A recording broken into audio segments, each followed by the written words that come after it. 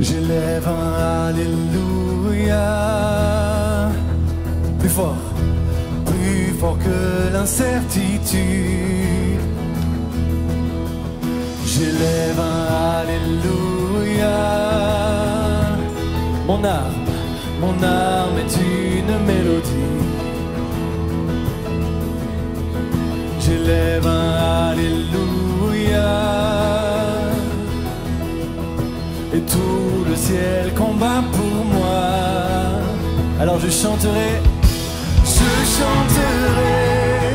au cœur de la tempête. Toujours plus fort, je ferai monter mes louanges. Du milieu à descendre, l'espoir se lève.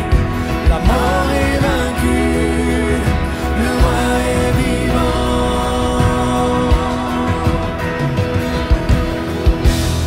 Alléluia, venons devant notre roi. Élevé, Alléluia. J'élève un Alléluia. Mon être entier le chantera. Oui, j'élève, J'élève un Alléluia. Et les ténèbres disparaîtront. Les ténèbres disparaîtront. J'élève un Alléluia. Même quand je marche dans l'inconnu, Marcherai dans l'inconnu. j'élève un Alléluia. J'élève un Alléluia. Toute peur seront vaincues. Et je chanterai au cœur de la tempête. Toujours plus fort, je ferai monter mes louanges. Du milieu des saints, l'espoir se lève. La mort est vaincue, le roi est vivant.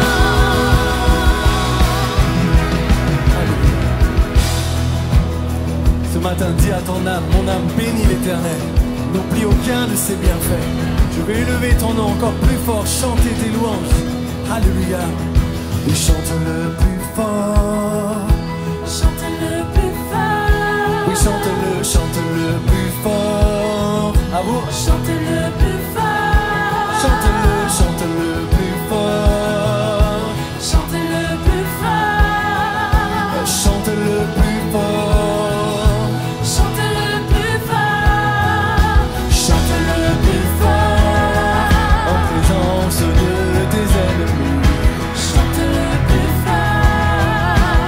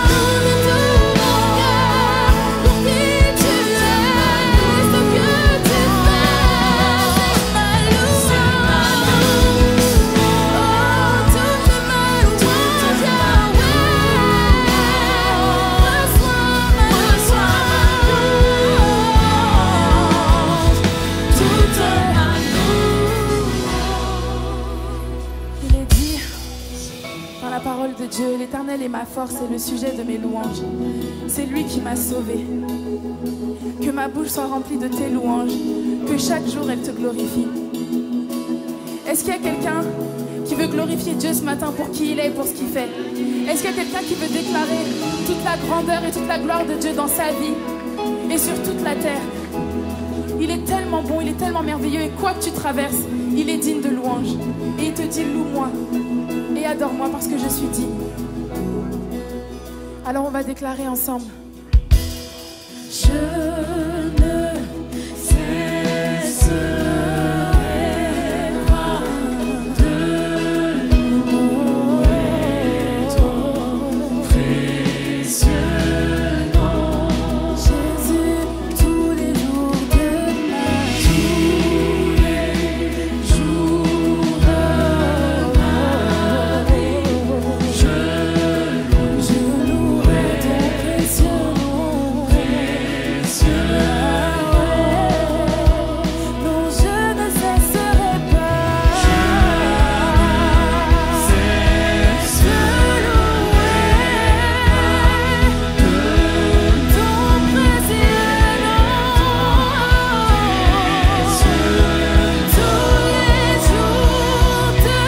ma vie, tous les jours, je louerai le nom de Yahweh, Je déclare que je ne cesserai pas de louer ton précieux nom. Tu t'es donné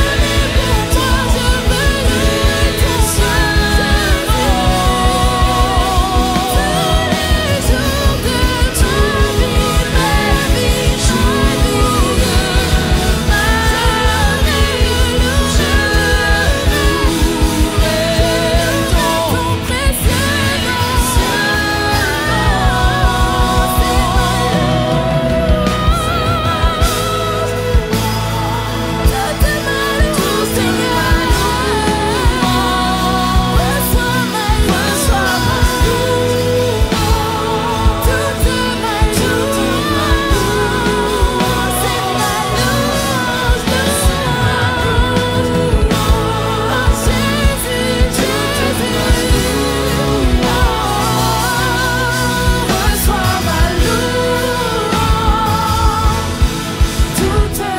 nom.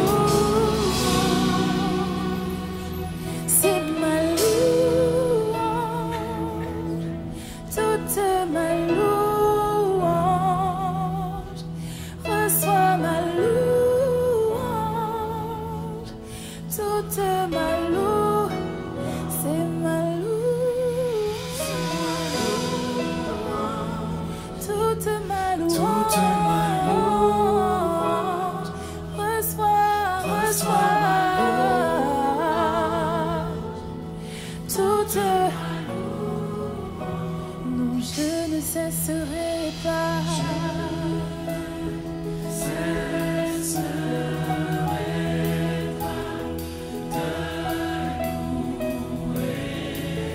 Même dans l'adversité, tu es digne de louange, digne de louange. Même quand tout va mal, tu es digne de louange.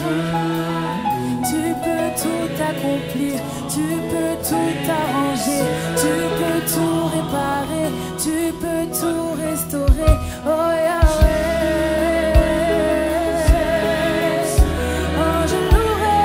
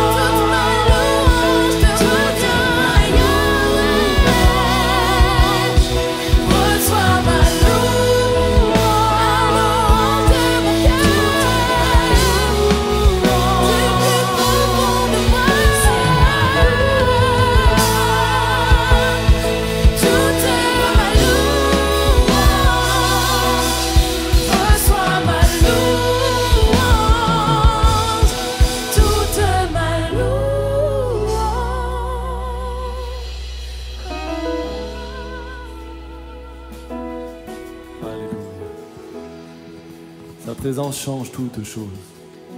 Tout est possible en cet instant. Ne sois pas surpris par l'action de Dieu, car Dieu est un Dieu surprenant. Dieu est un Dieu miraculeux. Dieu est un Dieu, on ne peut pas le limiter, illimité. On ne peut pas, même pas avec nos pensées, comprendre ses pensées. Alléluia. Et en ce moment, laissons Dieu changer nos vies. Laissons Dieu changer nos vies. Ouvrons nos cœurs à sa présence. Alléluia. Jésus.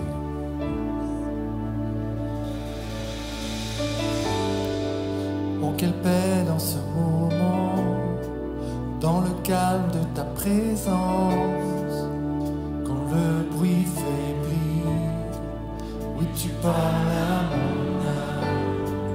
Il n'y a aucune hésitation dans son amour, son affection. Rien n'est comparable. Seigneur, mon cœur désire plus de toi. Mon cœur recherche ta face, alors je cède à toi. Tout en moi. Tout en moi est ému par ton amour, captivé par qui tu es. Conduis-moi à te connaître plus encore. Je veux m'approcher de toi, laisser mes pleurs derrière moi. Seigneur, viens toucher ma vie à nouveau. Seigneur, viens toucher nos vies à nouveau. Nous attendons à toi, Seigneur. Comme le soleil à l'aurore, comme la brise dans la nuit, ta paix me restaure, tu me donnes la vie. Il n'y a aucune hésitation dans ton amour, ton affection. Rien n'est comparable. Seigneur, mon cœur désire. Seigneur, mon cœur désire plus de toi. Mon cœur recherche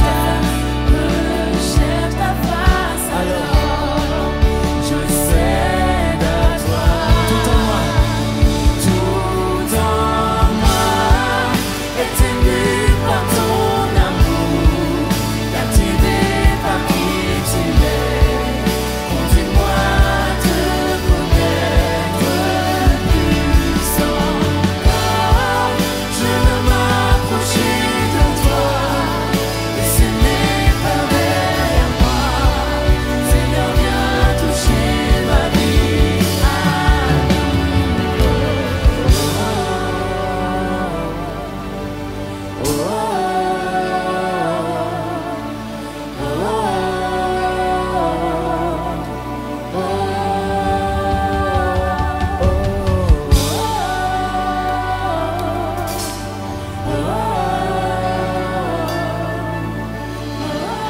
Seigneur, à toi j'ouvre mon cœur. À toi j'ouvre mon cœur. Seigneur.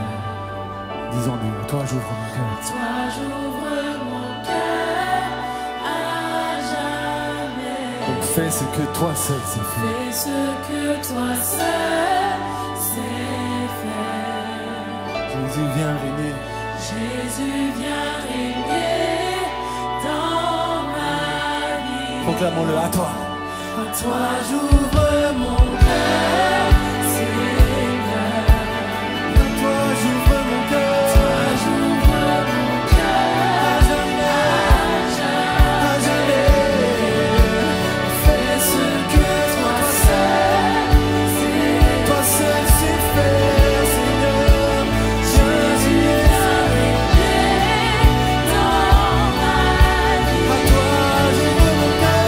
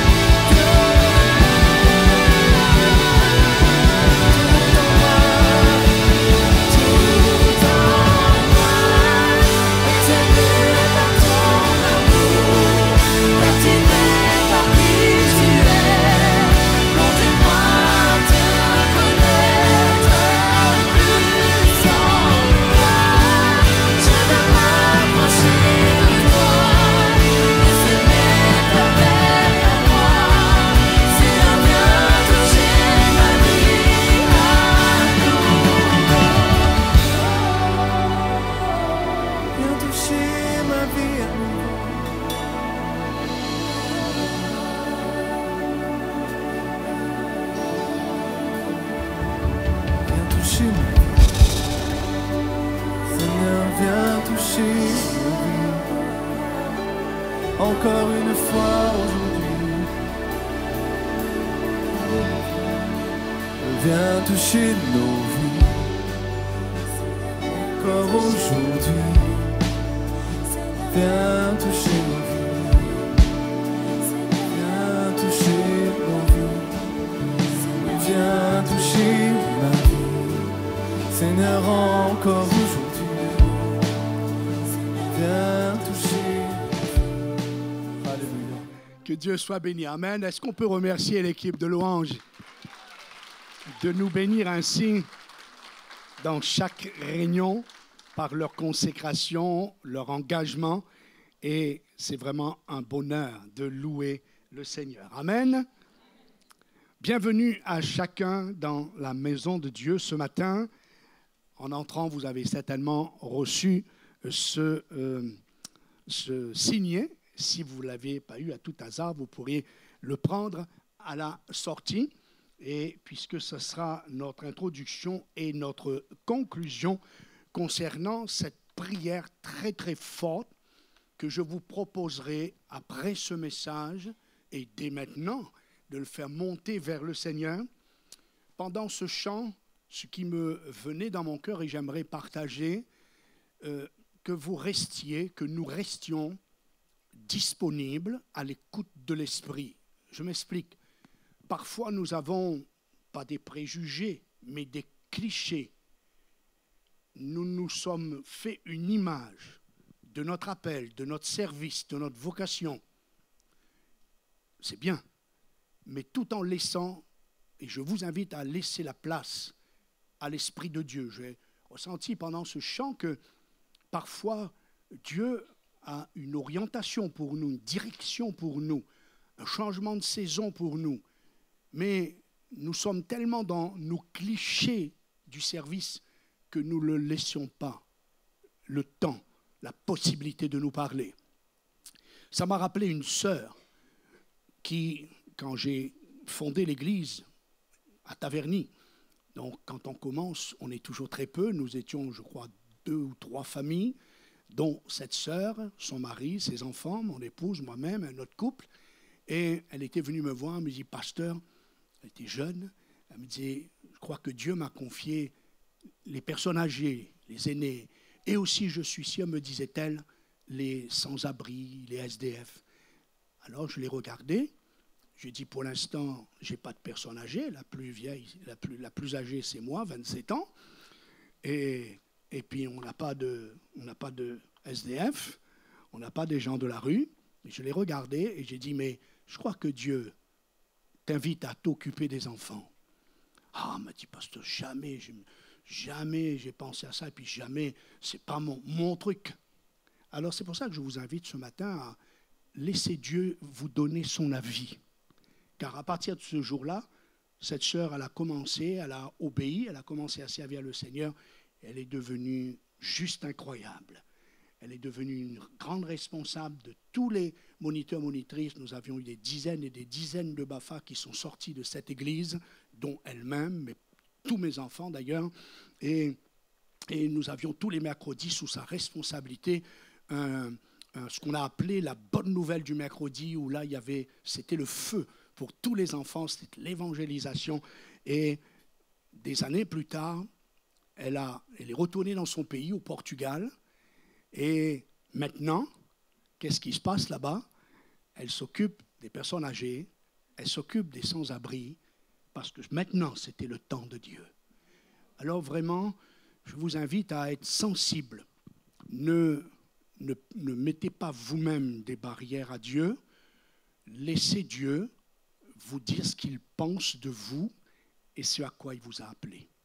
C'est une introduction pour nous permettre de rester sensibles à sa voix. Amen. Notre thème ce matin, l'enfant, le chant oublié. L'enfant, le chant oublié. Quand nous regardons l'organisation, la structure de nos églises, avec un grand E, je ne parle pas de l'église d'Argenteuil seulement, mais des églises, nous nous rendons compte qu'on s'occupe de tout, on a de la place pour tout, mais il me semble quand même qu'il y a un champ qui est oublié. Il y a un champ où il y en a peu qui se lèvent pour travailler. Il y a un champ qui ne motive pas grand monde. J'ai oublié de le dire au premier culte. Il y a bien des raisons à cela. Parce que quand on travaille parmi les enfants, il n'y a pas de dîme. Il n'y a pas de baptême. Donc, c'est un travail qui va nous imposer à accepter le fruit plus tard. Et peut-être même dans l'éternité. Alors, ce n'est pas trop motivant, ni pour l'Église, ni pour les pasteurs, ni pour quiconque. Et ça, Dieu veut que nous changions à ce niveau-là. Donc, ce culte inaugure les 3 semaines, Pasteur Sosten vous en parlera tout à l'heure, les 3 semaines de prière, de jeûne pour ceux qui peuvent, du 10 donc, aujourd'hui, au mercredi 30, non, c'est pas un mercredi, samedi 30 septembre.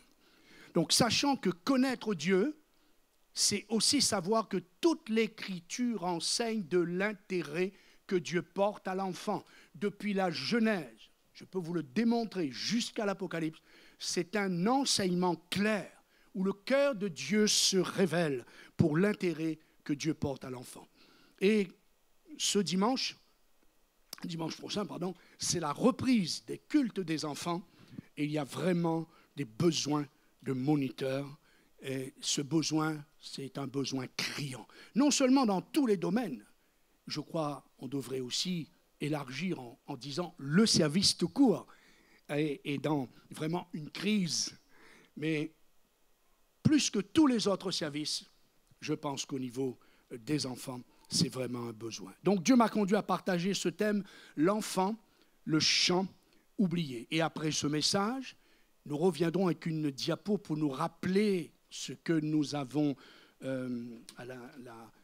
ce à quoi nous avons répondu au Seigneur il y a quelques dimanches, me voici, envoie-moi, et on mettra à côté ce verset tellement important. Alors je vais vous inviter à travailler avec moi, à réfléchir avec moi. Dites à quelqu'un à côté de vous, tu vas devoir réfléchir ce matin. J'aime bien quand l'Église m'accompagne dans la prédication. Donc, on va réfléchir ensemble. Question. Pourquoi nous ne devons pas exclure les enfants dans la vie de l'Église, la vie de l'Esprit, dès leur plus jeune âge? C'est la question que j'ai posée au Seigneur lorsqu'il m'appela en août 1995. C'était un séminaire missionnaire où j'ai assisté. Et dans cette semaine, dans la nuit, une vision m'a été donnée, un appel m'a été donné, un enfant m'est apparu en pleurant. Et Dieu m'a demandé ceci, sois missionnaire parmi les enfants, sois avocat auprès de Dieu, défends leur cause. C'était en août 1995. Donc, j'ai posé cette question au Seigneur, pourquoi nous ne devons pas les exclure? Voici ce que Dieu m'a répondu, ce que je voudrais partager avec vous ce matin. Question. À quel âge le diable attend pour s'occuper d'un enfant? On va dire ça autrement. Parce que le diable ne les exclut pas dans ses projets de souffrance, et cela dès leur naissance et depuis toujours. Réfléchissez.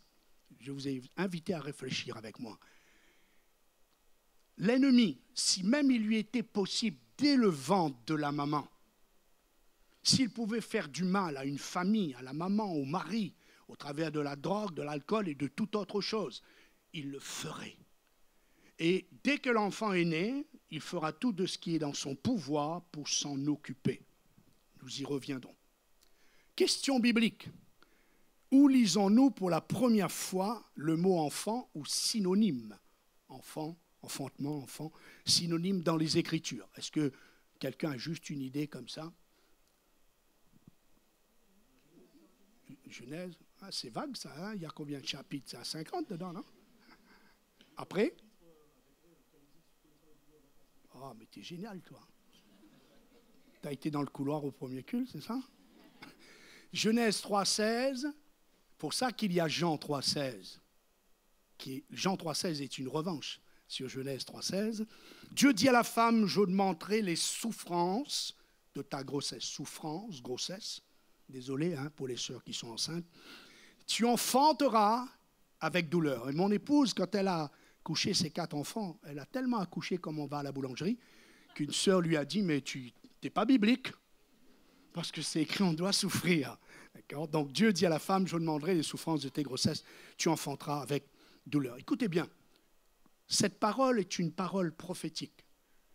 Dieu annonçait en fait ce qui allait être le cas pour des millions d'enfants à venir.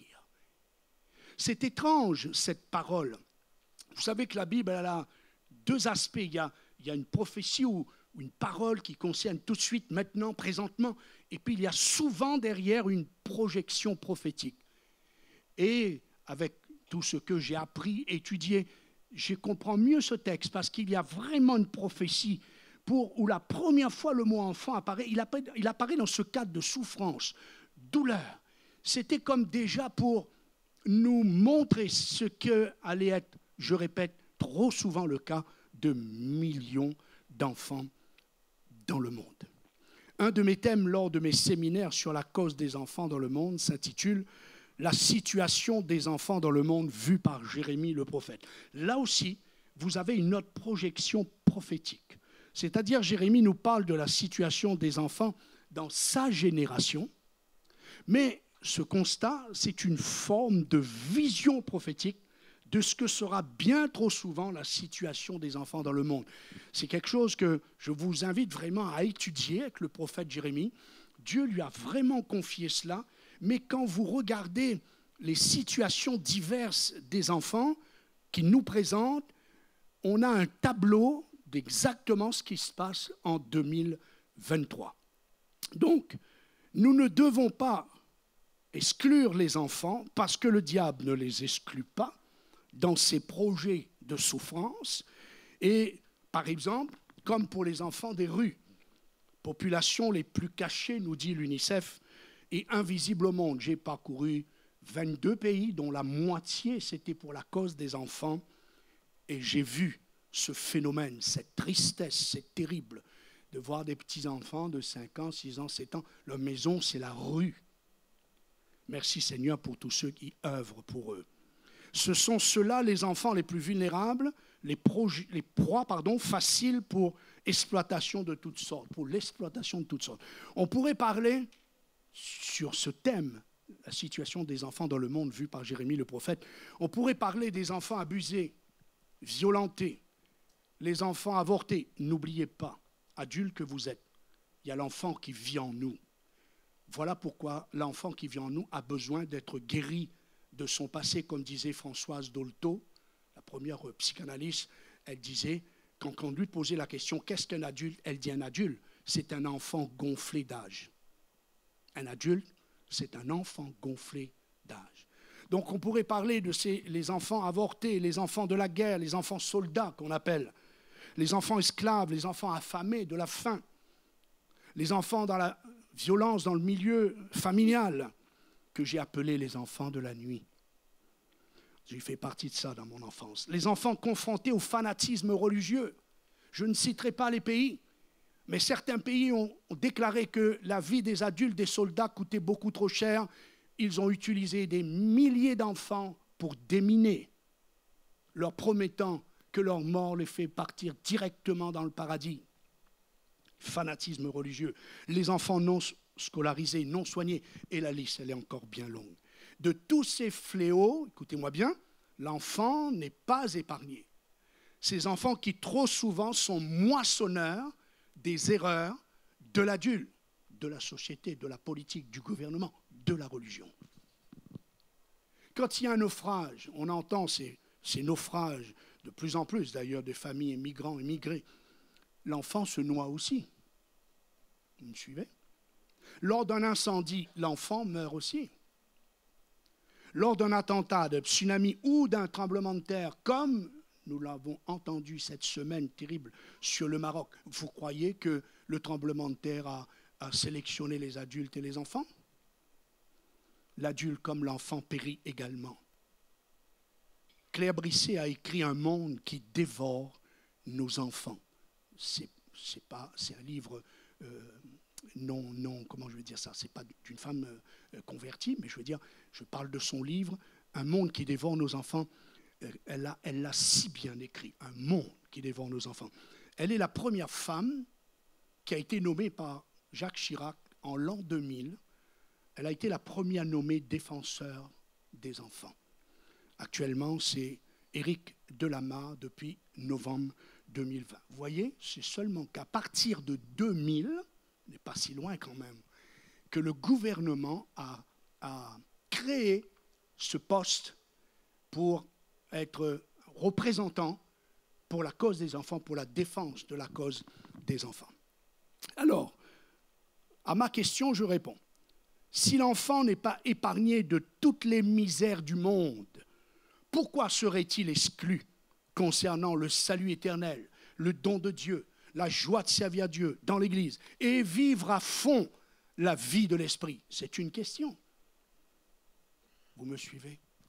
Si l'ennemi n'attend pas, le diable ne dit pas on va attendre adulte, on va attendre qu'il soit majeur. Pourquoi Dieu attendrait-il? C'est ce que par le moyen de l'association Vent, et merci Seigneur pour tous les autres centaines d'autres associations, milliers d'autres associations, l'association Vent qui a été créée en 1995 à la suite de cette vision, qui n'est qu'un moyen technique, juridique, pour pouvoir travailler à la cause des enfants, et selon à notre mesure, bien entendu, que nous essayons d'apporter notre aide aux enfants, de leur annoncer l'Évangile, leur parler de Jésus, changer le monde d'un enfant, et je profite pour dire merci à tous ceux qui participent.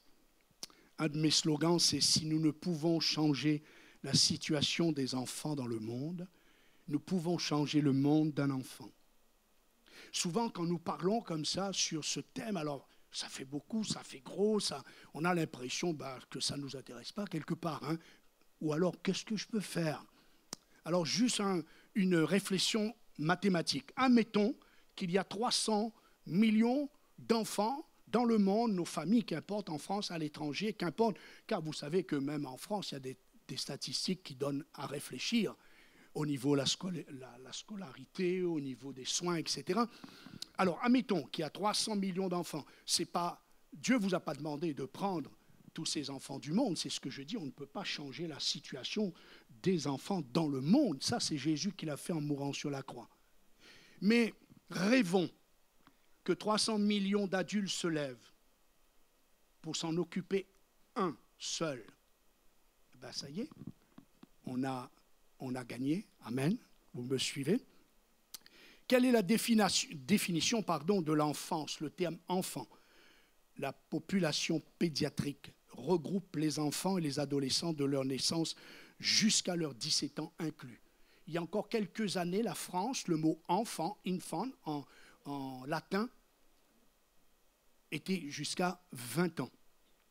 Et puisque je parle de ce mot latin, j'ai posé une autre question à Dieu, mais pourquoi devrais-je défendre la cause des enfants?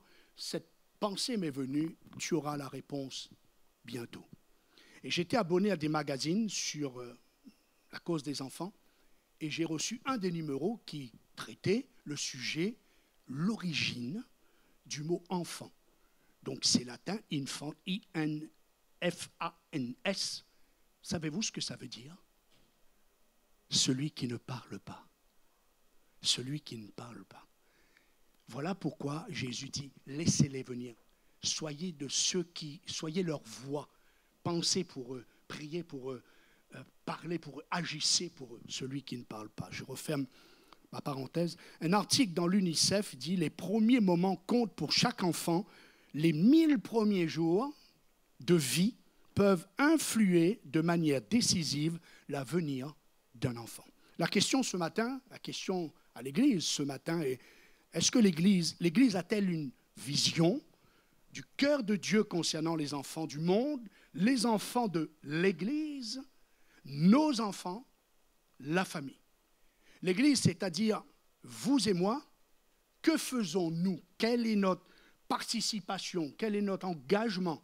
Quelles sont nos actions pour sauver le plus grand nombre d'enfants et pour les conduire à Jésus et surtout les impliquer dans la vie de l'Esprit, que je vais y revenir. Que nous ordonne ou que nous commande Jésus? C'est un commandement. Marc chapitre 16, verset 15, et nous allons continuer à réfléchir ensemble. Jésus dit, allez par tout le monde et prêchez la bonne nouvelle à toute la création. Autre traduction dit à toute la créature, une autre traduction dit à tous les êtres humains. Question, l'enfant est-il un être humain? L'enfant est-il une créature de Dieu? Si c'est oui, alors ce commandement de Jésus les inclut également. Allez par tout le monde et annoncer à toute la création, créature, les enfants. Et Jésus précise tout le monde, ce qui veut dire que tous les enfants du monde sont concernés, quel que soit son profil, quelle que soit sa religion, quelle que soit sa nationalité, quelle que soit la couleur de sa peau.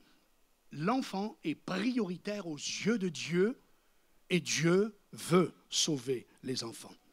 Je vais relier deux textes qui utilisent la même expression. Ésaïe chapitre 40 verset 5, il dit « Alors, la gloire de l'Éternel sera révélée ». Retenez ce verbe « révéler ».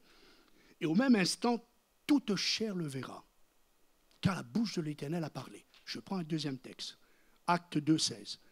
Mais c'est ici ce qui a été écrit par le prophète Joël. Dans les derniers jours, dit Dieu, je répandrai de mon esprit sur toute chair.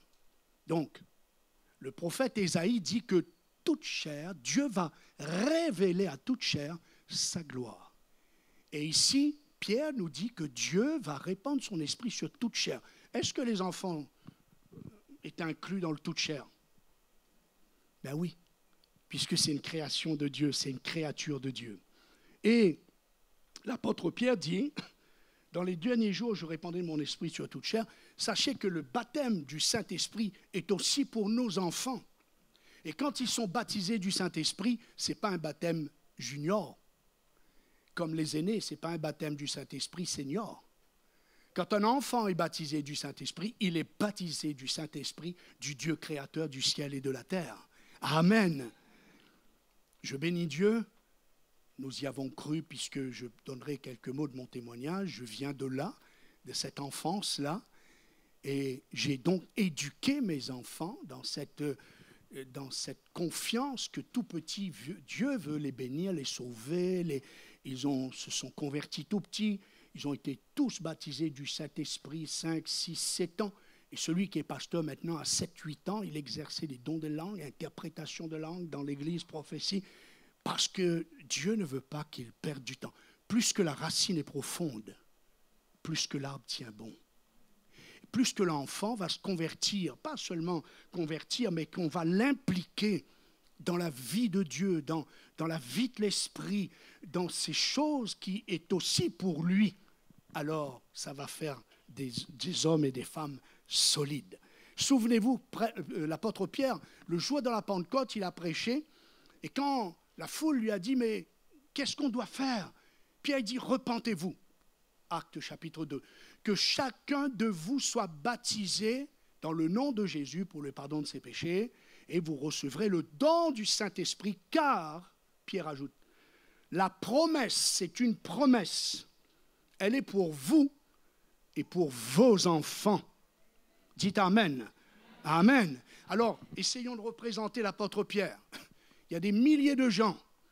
Et le contexte, il est à fond par rapport au Saint-Esprit, puisque tous ces gens se sont réunis parce qu'il y a eu le bruit d'un vent impétueux qui est venu du ciel et qu'il y a des gens qui se sont mis à parler en d'autres langues.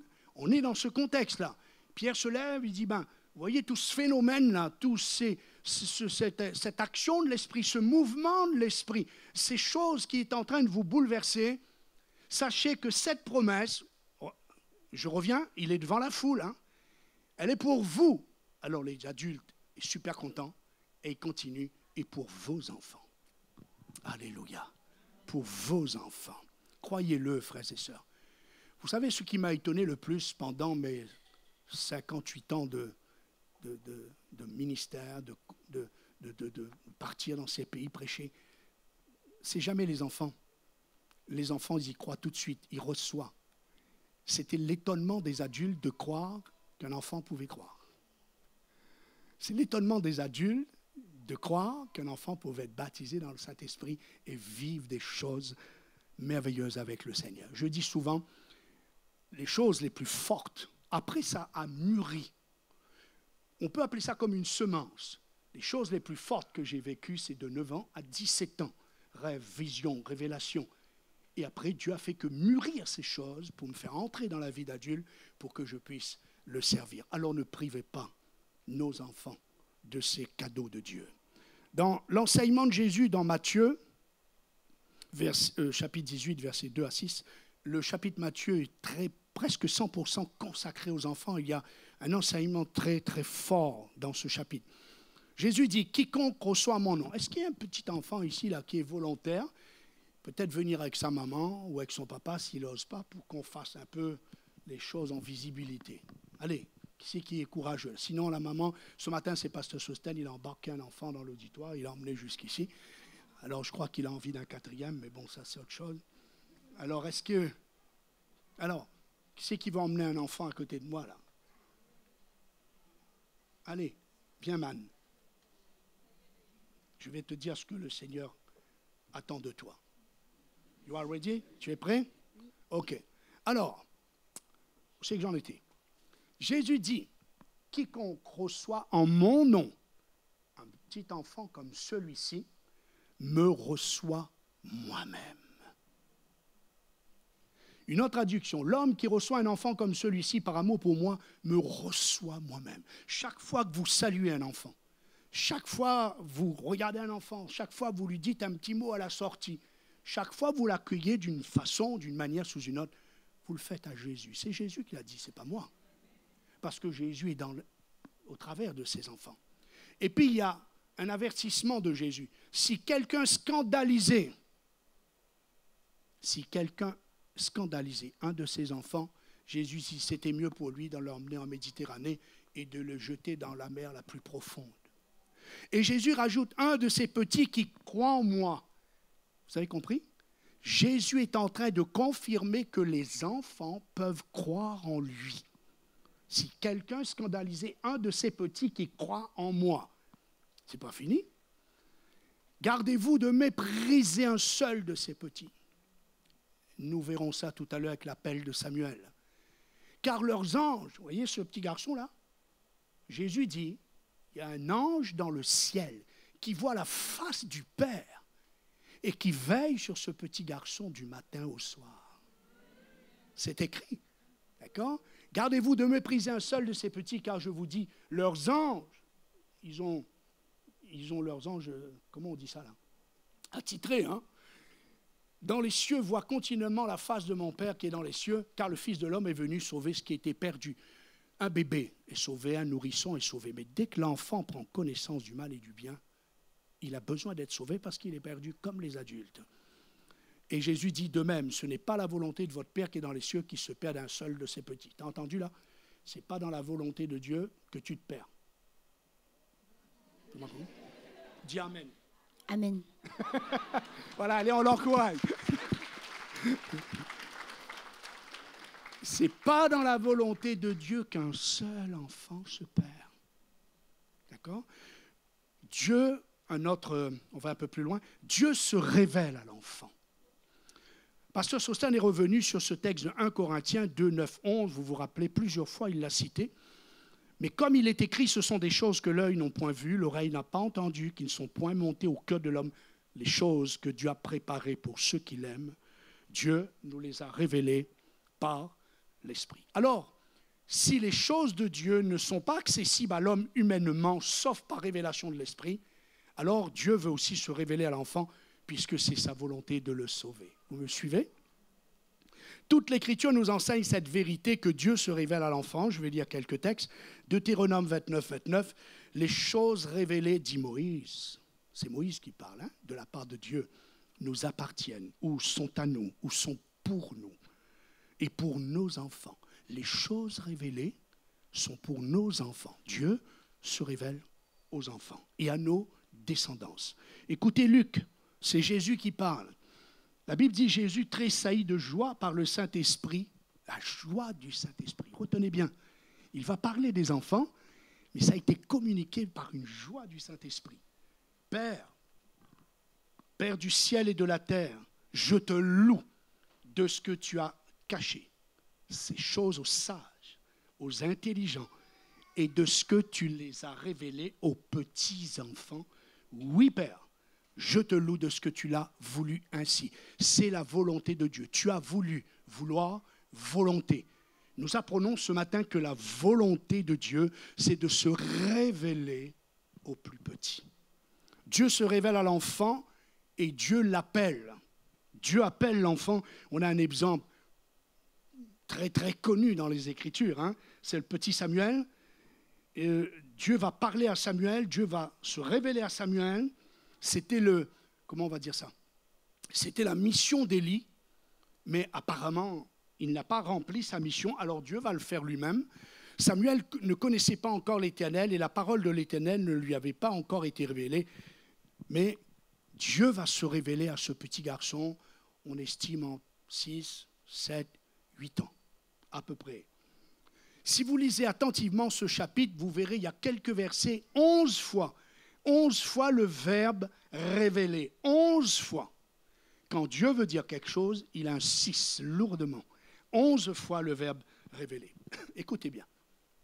Quand Samuel est venu voir Élie il a dit, mais il se passe quelque chose là, j'ai entendu une voix. Est-ce que quelqu'un peut me dire ce que Élie lui a répondu? Oh mon Dieu Jésus. Comment? J'ai pas encore le discernement. Retourne te coucher.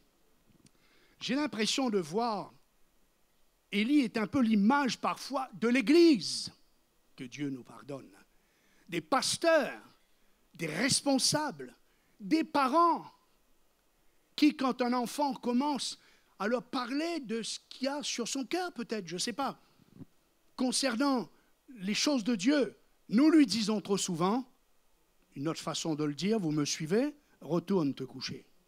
Tu es trop petit, tu es trop jeune, on verra cela plus grand, retourne te coucher.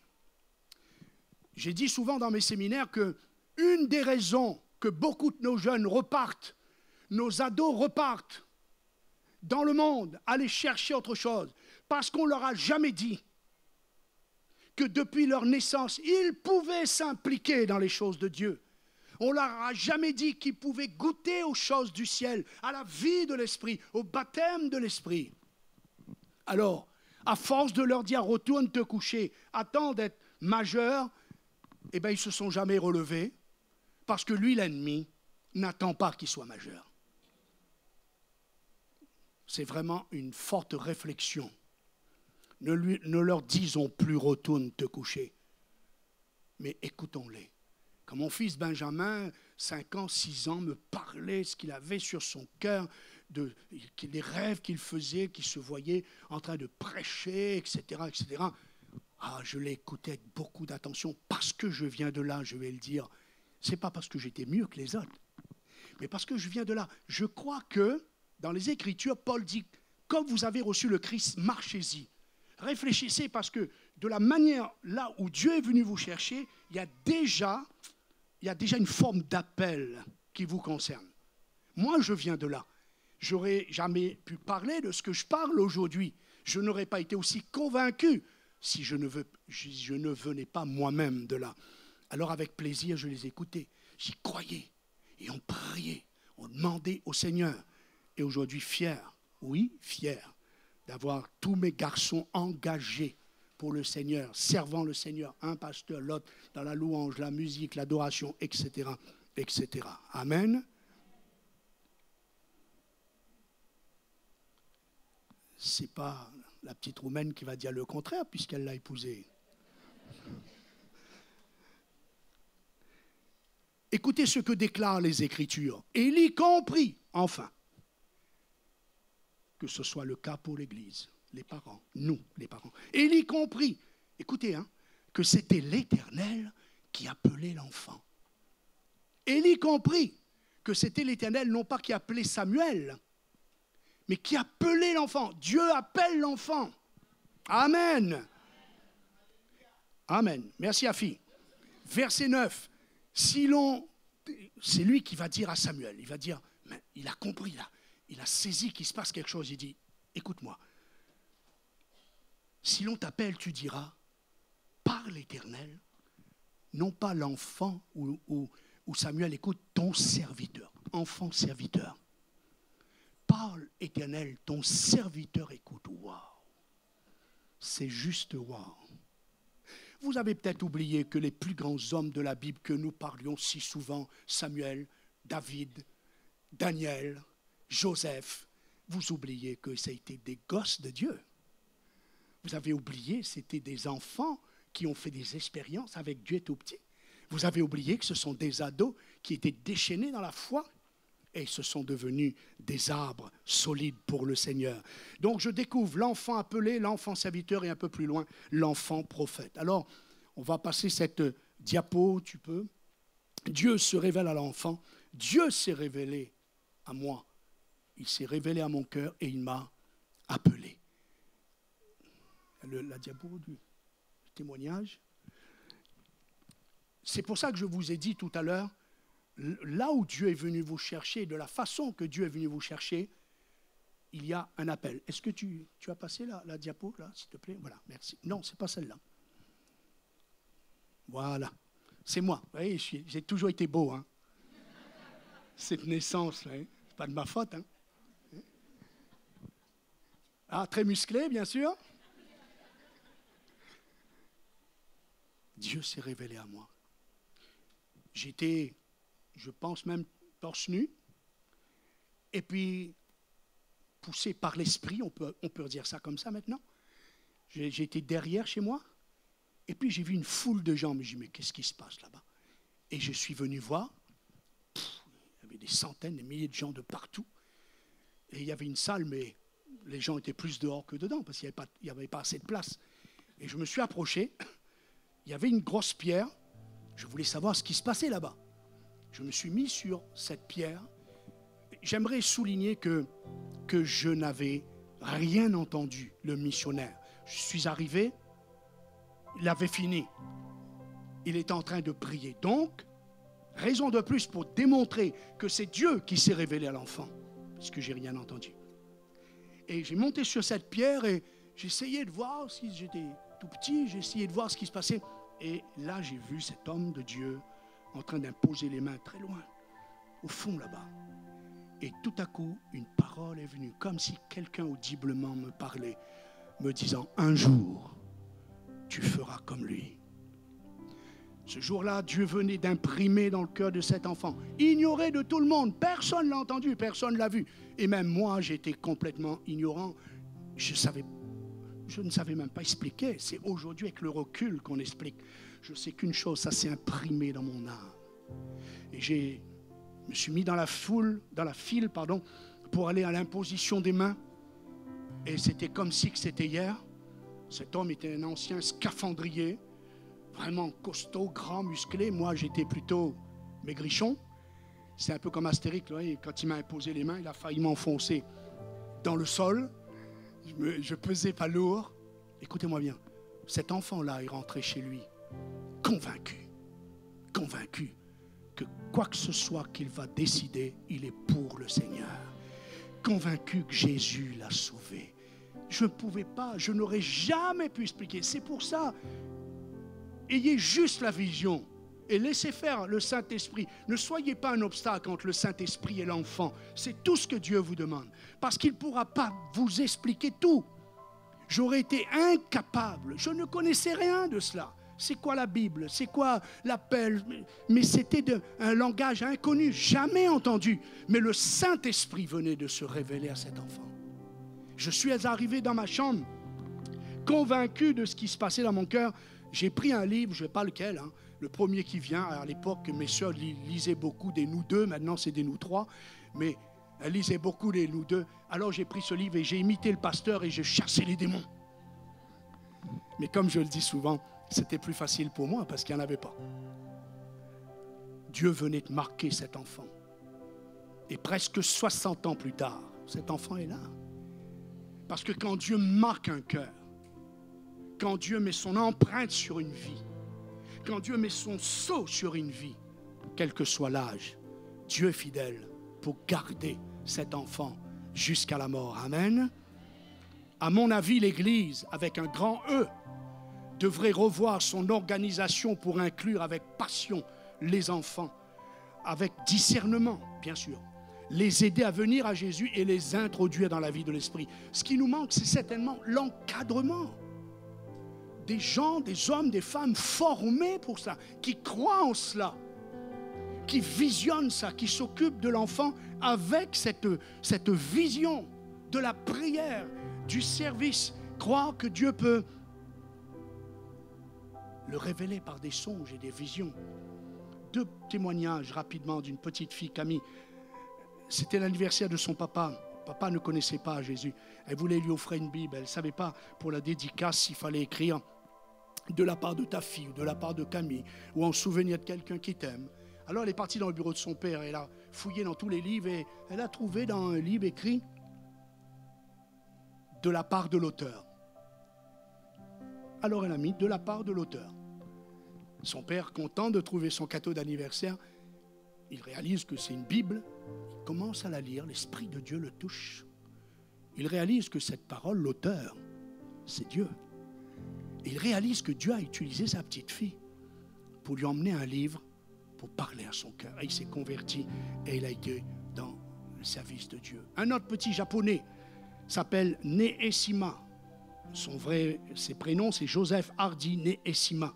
À l'âge de 5 ans, ce petit japonais va renoncer au culte des idoles sans connaître une autre religion. Vous savez, si je commence à vous donner les témoignages bizarres, entre guillemets, que le Saint-Esprit peut faire avec les enfants. Ce petit gosse-là, ce n'est pas la question qu'il a entendu l'évangile, qui s'est dit non, non, non, il n'a rien entendu du tout. L'Esprit l'a convaincu à 5 ans que les idoles, ce n'est pas ce que Dieu voulait. Et puis, plus tard, il va avoir une Bible et il va lire que Dieu, au commencement, Dieu créa le ciel et la terre. Je passe rapidement. Il a voulu quitter le Japon, on est en 1860 et quelques, et il va se déguiser parce que ça ne se faisait pas comme ça, à cette époque-là.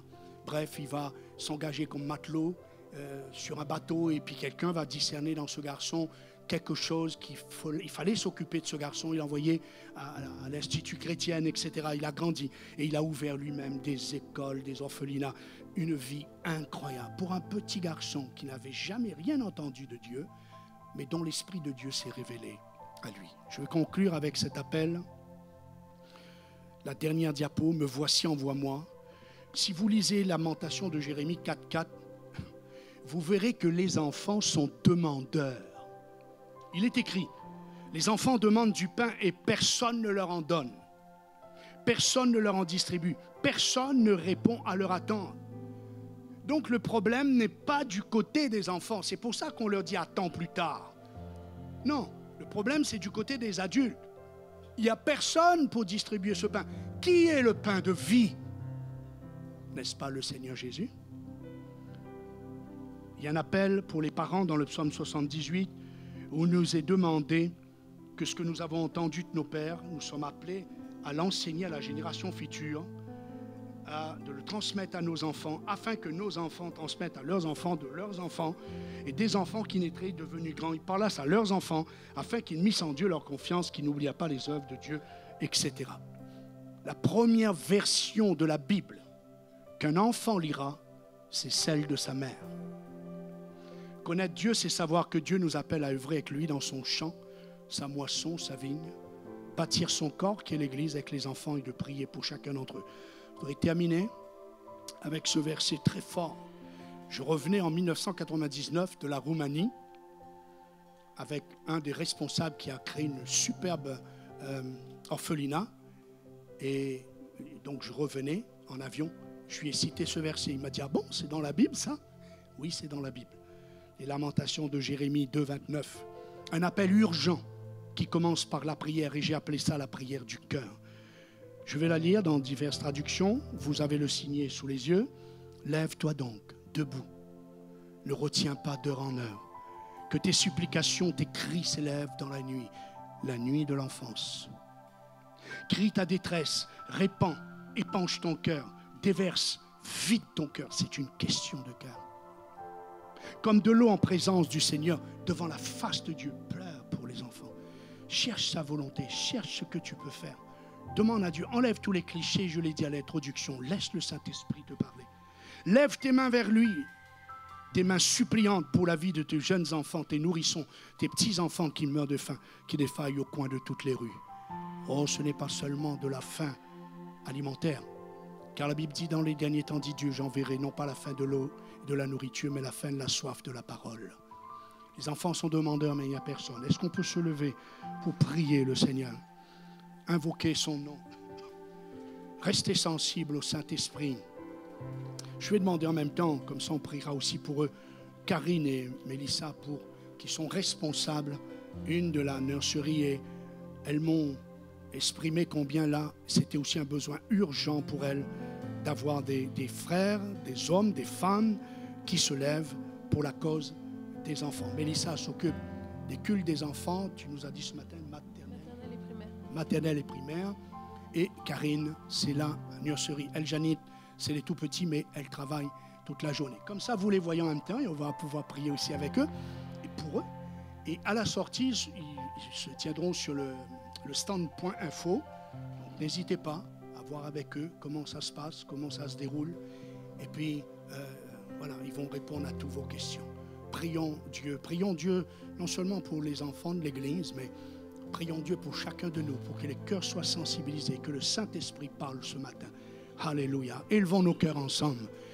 Élevons nos voix ensemble. Tout d'abord, nous te sommes reconnaissants, Seigneur, pour tous ceux dans cette Église qui se sont consacrés à la cause des enfants. Depuis la nurserie jusqu'à la jeunesse, nous t'en remercions, Seigneur. Nous prions pour eux, pour que tu les bénisses, que tu leur donnes une vision fraîche dans cette nouvelle année pour la cause des enfants qui ont tellement du prix à tes yeux. Seigneur, nous prions et je prie pour que ton esprit passe maintenant, que tu sensibilises, que tu ouvres les yeux sur les choses que tu veux révéler, les choses que tu as préparées d'avance par l'Esprit, tu veux les révéler par l'Esprit à ceux qui sont là ce matin. Seigneur, merci de bénir l'Église. Seigneur, merci de bénir ce message. Seigneur, merci de bénir ta parole qui est la vérité et de pouvoir ainsi conduire cette Église, qu'il y ait une armée qui se lève pour la cause des enfants. C'est au nom de Jésus qu'on te le demande. Seigneur, glorifie ton nom et qu'il y ait une action profonde de Dieu ce matin. À Dieu soit toute la gloire. Amen. Acclamons le Seigneur. Merci, que Dieu vous bénisse. Alléluia. Alléluia. Rien n'est plus beau que sa présence. Rien n'est plus beau que son nom. Alléluia. Est-ce qu'on peut acclamer le Dieu des dieux, le Seigneur des seigneurs? Alléluia. Et nous croyons que Dieu a parlé ce matin. Nous croyons que Dieu a parlé à nos cœurs. Ce n'est pas nous qui faisons les choses, comme l'a dit le pasteur ce matin. Le plus important, ce n'est pas ce que nous faisons, la louange, la prédication, c'est ce que Dieu fait dans les vies, ce que Dieu fait dans les cœurs.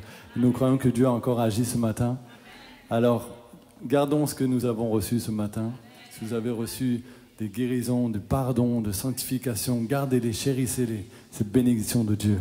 Nous allons passer au temps des offrandes, où nous allons donner et continuer notre adoration pour notre Dieu et chanter ce chant qui dit « Toute louange appartient à notre Dieu ». Alléluia. Est-ce que vous le croyez? Est-ce que vous voulez le chanter? On se met debout ensemble. On chante dans la joie, on peut danser de joie, crier de joie, célébrer notre Dieu. Chantons sa louange.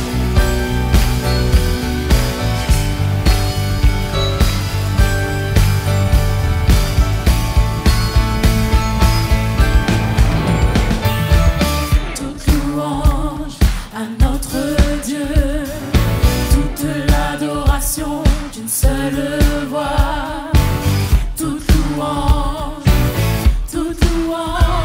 à notre Dieu. Chante Alléluia à notre Dieu. Alléluia à notre Dieu. Toute louange à notre Dieu.